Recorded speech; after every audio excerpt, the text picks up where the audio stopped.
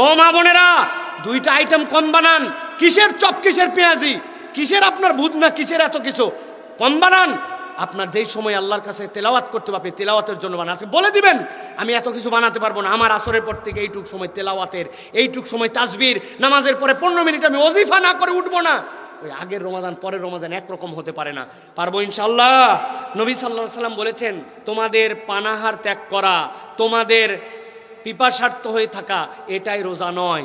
আল্লাহ নবী বলছেন, রব্বা সাইমিন, কতকগুলা রোজাদার আছে যাদের সারাদিন খালি উপোস থাকা হয়, পানি না খায় থাকা, না খায় থাকে, এটা রোজা নয়। বরং রোজা কি?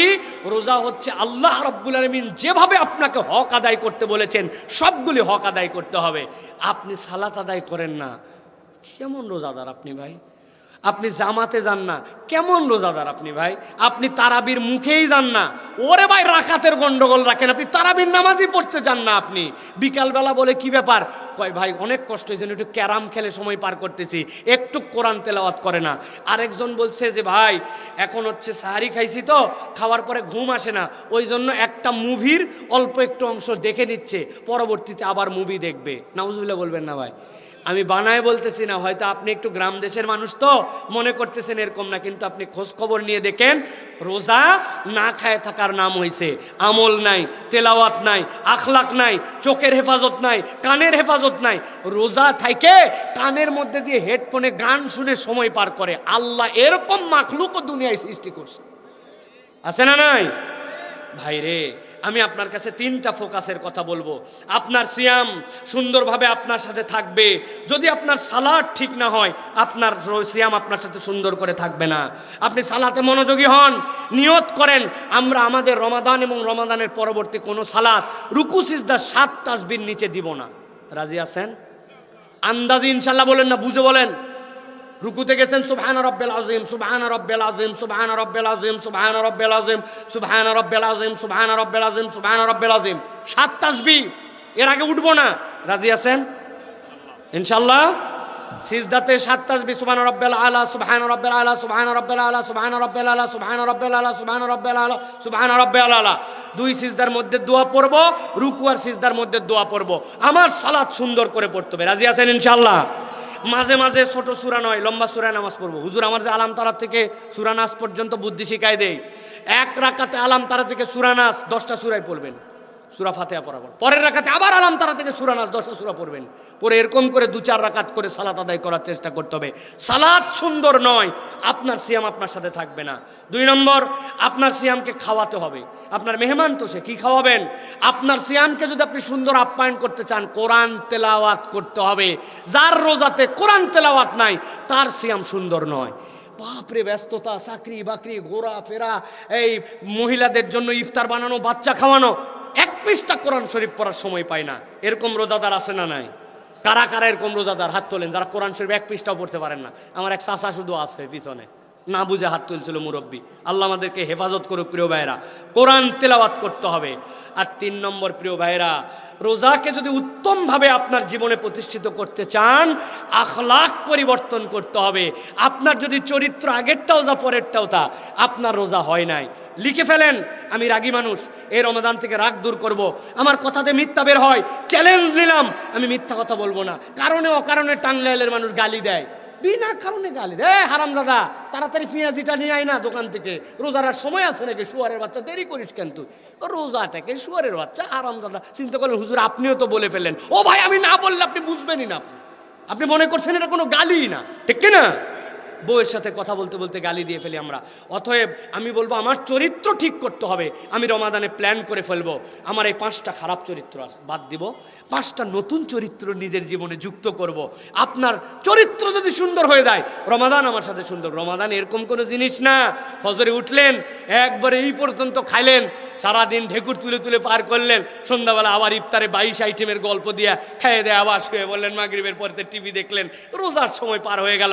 শেষের 10 দিন মার্কেটিং করে কোন জামা কাপড় পরবেন, ও আমার রোজা পার হয়ে গেল। এরকম রোজা বহু পার হয়েছে, আর না, ধান্দাবাজি রোজা আর না। এই রমাদান ব্যতিক্রম রমাদান, প্ল্যানের রমাদান। রাজি আছে ইনশাল্লাহ? রাজি আছে ইনশাল্লাহ?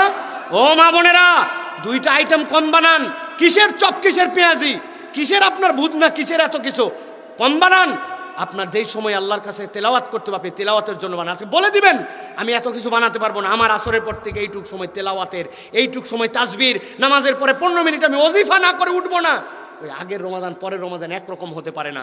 পারবো ইনশাআল্লাহ। আল্লাহ আমাদেরকে করার তৌফিক দান করেন। লাস্ট আর দুটা প্রশ্ন।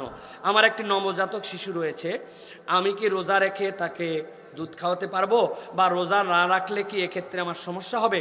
প্রিয় ভাইয়েরা, কোনো মা যদি দুগ্ধবতী নারী হন এবং তার সন্তান যদি দুগ্ধ পান যোগ্য হয়, আর এই মা যদি রোজা রাখেন, তাহলে তার সন্তানের দুধ পেতে সমস্যা যদি হয়, আল্লাহ রাব্বুল আলামিন আপনার আমার জন্য এই বিধান দিয়েছেন, ফামান কানা মারিদান আও আলা সাফারিন ফাইদ্দাতুম মিন আইয়ামিন উখার। তাহলে ওই ব্যক্তিকে ধরা হবে যে নির্ধারিত একটা কারণে তিনি রোজা রাখতে পারতেছেন না, ওই দুগ্ধপুক্ত শিশুর জন্য তিনি রোজা ভেঙে ফেলবেন, এবং এই রোজাগুলা যখন তার সুযোগ হবে এরপরে তখন তিনি একটা রোজার পরিবর্তে একটা রোজা রেখে ফেলবেন, তাহলে তার জন্য আদায় হয়ে যাবে। তবে আমার জানা মতে, আমার তো অনেকগুলো বাচ্চা, তো এই বাচ্চাগুলোর সাথে সাথে প্রত্যেক বাচ্চার সময় রোজা আসছে, এবং রোজার আগে আগেই আমার বেশিরভাগ বাচ্চা কাছে। আমার সবচেয়ে ছোট বাচ্চার বয়সও এখন 4 মাস 5 মাস, তাহলে তার মায়ের জন্য। তা আমি আমার পরিবারের উদাহরণ দিয়ে আপনাকে বলবো, মায়েরা যদি একটু কৌশলী হয়, আলহামদুলিল্লাহ দুধের সমস্যা হয় না। 3টা জিনিস খেতে হয়। শেষ রাত্রে লাউয়ের তরকারি দিয়ে অল্প একটু কালো জিরা, তার ভর্তা বা কোনো কিছু দিয়ে আপনি খাবেন, আর পর্যাপ্ত হাফ কেজি এরকম দুধ খাবেন, আর 3টা খেজুর খাই নেবেন শেষ রাত্রে।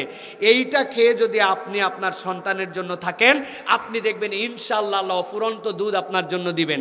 আর রোজা খোলার পরের থেকেই আপনাকে হেলদিভাবে খেজুর খেতে হবে, ওই লাউয়ের তরকারি খাওয়ার চেষ্টা করতে হবে, এবং মিনিমাম 2 লিটারের উপর আপনাকে পানি খেতে হবে।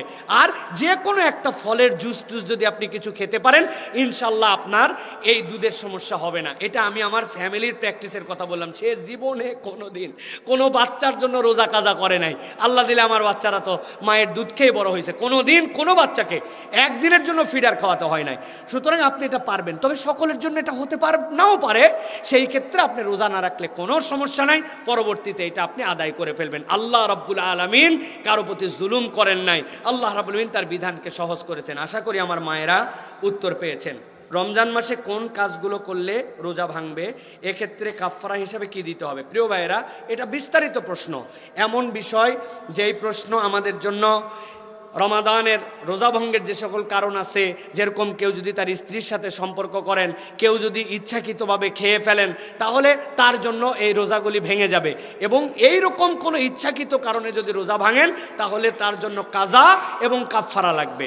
এটার বিস্তারিত বিষয় সেগুলো আমরা জেনে নিব। তবে মনে রাখবো, ভুল করে যদি কেউ কিছু খেয়ে ফেলে, সেটা যতবারই খাক যেমনেই খাক, ভুল করে খাইলে রোজা ভাঙে না। কারো যদি স্বপ্নদোষ হয়ে যায়, তাহলে তার জন্য রোজা ভাঙে না। কেউ যদি রোজা রেখে কাউকে রক্ত দিয়ে ফেলেন, না দেওয়া উত্তম কিন্তু বাধ্য হয়েছেন তাকে রক্ত দিতে, তাহলে তার জন্য রোজা ভাঙে না। আমরা রোজা ভাঙার কারণ কম, কিন্তু রোজা ভাঙে না সেইগুলো আমরা মনে করি রোজা ভেঙে গেছে। চোখের ড্রপ দেওয়ার প্রয়োজন পড়ছে, কানের ড্রপ দেওয়ার প্রয়োজন পড়ছে, মনে করছে এটাতে বোধহয় আমার রোজা ভেঙে যাবে, এটা আপনার জন্য রোজা ভাঙে না। অতএব রোজা যেগুলো ভাঙে না, এই কারণগুলো জানার জন্য চেষ্টা করতে হবে।